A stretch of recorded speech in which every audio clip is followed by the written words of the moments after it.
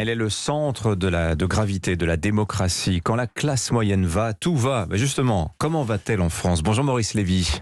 Bonjour Dimitri Pavlenko. Président du conseil de surveillance du groupe Publicis, merci d'être avec nous sur Europe 1. Vous publiez ces jours-ci un livre tout entier consacré aux classes moyennes. Ce livre s'appelle Ouvrez les yeux, c'est publié chez Fayard.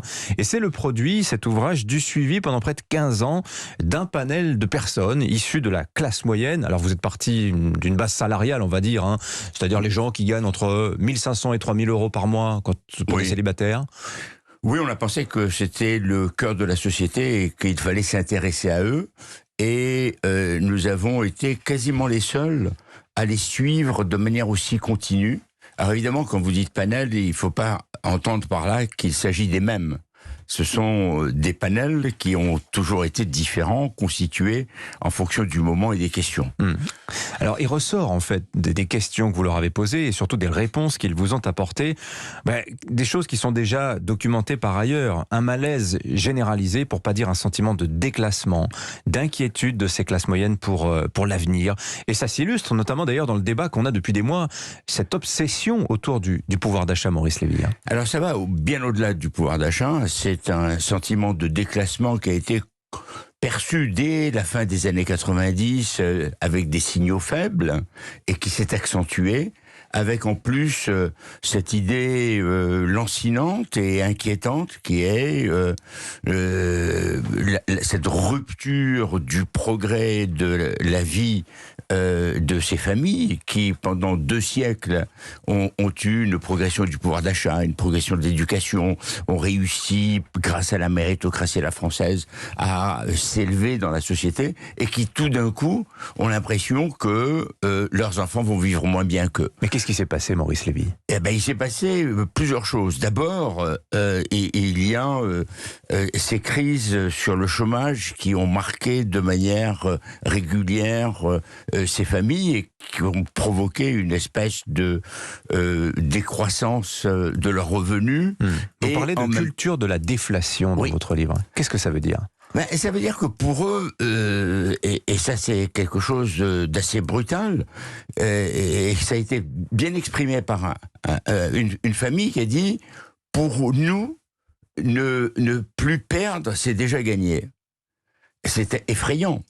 Et donc, il y a ce sentiment, pas plus qu'un sentiment, il y a ce vécu de la cessation de l'amélioration du niveau de vie. Avec en plus des éléments très importants, qui est la dégradation de la société. Alors, ils sont extrêmement sévères sur le constat.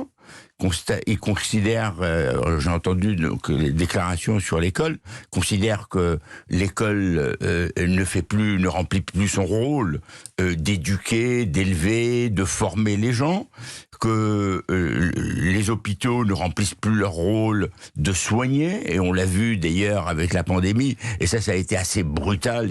Ça a été un révélateur important, mais de choses qui étaient déjà là en fait depuis des années, Maurice Lévy. Absolument, on est tout à fait d'accord. Il se trouve que depuis des années, on sait qu'il y a la désindustrialisation. Tout d'un coup, c'est venu comme un coup de poing à la figure. On s'est rendu compte qu'il n'y avait pas de masque, il n'y avait pas de ventilateur, il y avait énormément de choses qui manquaient, il n'y avait pas de produits chimiques de base, et qu'on était à la merci de la volonté de certains pays. Il y a aussi ce phénomène, puisqu'on parle de désindustrialisation, de ces gens qui ont été laissés sur le bas-côté de la route et qui tout d'un coup se sont sentis complètement inutiles pour la société. Leurs usines ont fermé, les grandes cathédrales sidérurgiques ont été fermées et ils se sont retrouvés inutiles. Et ça, c'est d'une très grande violence, c'est une humiliation suprême. À quoi est-ce que je sers dans cette société? Alors, vous dressez d'ailleurs le tableau des rapports de force aujourd'hui en France. Vous dites qu'il y a 2 France, et c'est assez intéressant de voir la partition que vous faites. Vous dites, d'un côté, il y a les classes moyennes. C'est, comme disait Nicolas Sarkozy, la France qui se lève tôt, celles qui veulent l'ordre, qui veulent la stabilité, la méritocratie. Et puis de l'autre, une alliance assez inattendue que vous décrivez bien entre les élites et les assistés. Oui, une alliance qu'ils considèrent comme étant mortifère et dont ils sont les victimes. C'est-à-dire que les pouvoirs politiques, publics, s'intéressent énormément aux classes les plus défavorisées. C'est normal, il faut prendre soin d'elles.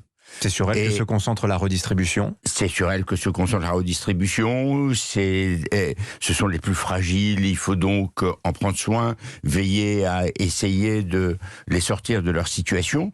Et puis, il y a tous ceux qui sont les premiers de cordée, dont on s'occupe énormément.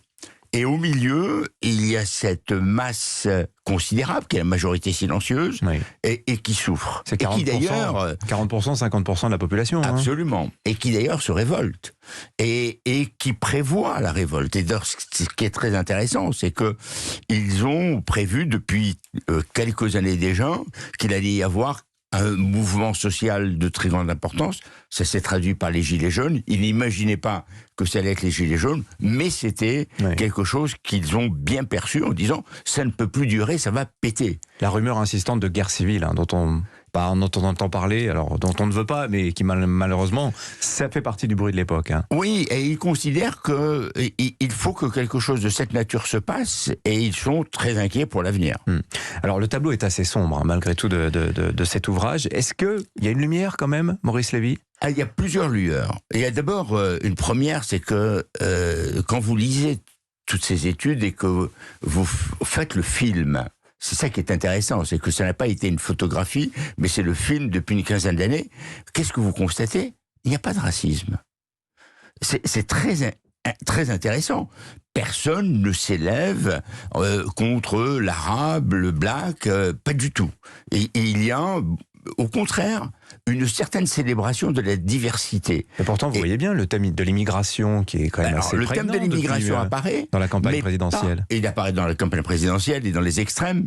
Mais quand vous interrogez les gens, ils attendent davantage que les gens payent leur tribut à la société, qu'ils travaillent et qu'ils soient respectueux des valeurs de la société. Et ça, oui.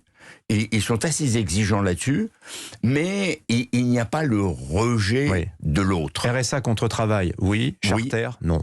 Exactement. Pour résumer. On peut résumer de cette façon-là. Et puis, il y a aussi cette grande lueur d'espoir, quand vous regardez les jeunes, que nous avons étudiés, en particulier quand il y a eu la cohorte en mai 2000 de tous ces jeunes étudiants qui n'avaient pas de quoi se nourrir, eh bien, il y a beaucoup d'espoir.